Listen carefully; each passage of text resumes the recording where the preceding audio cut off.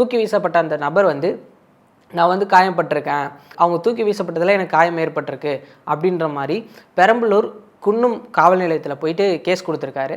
இதை பற்றி அவங்க அம்மா என்ன சொல்கிறாங்க அப்படின்னா, என் பையனை வந்து இந்த மாதிரிலாம் பண்ணலாமா, இது வந்து நியாயமா, ஒரு அரசியல் கட்சி தலைவர்கள் இப்படி பண்ணுறது வந்து சரியா அப்படின்ற மாதிரி அவங்க கேட்டிருக்காங்க.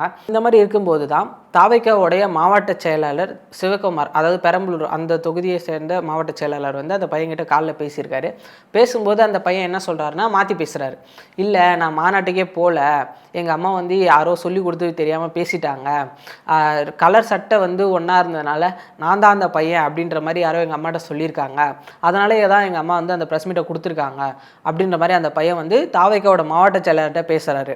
ஒரு பக்கம் இப்படி இருக்கும்போது தாவைக்கா மாவட்ட செயலாளர்கிட்ட பேசிட்டு அப்புறமேட்டு பார்த்தா காவல் நிலையத்தில் போய் அவரோட அம்மாவோட அவரே போயிட்டு காவல் நிலையத்தில் கேஸ் கொடுக்குறாரு.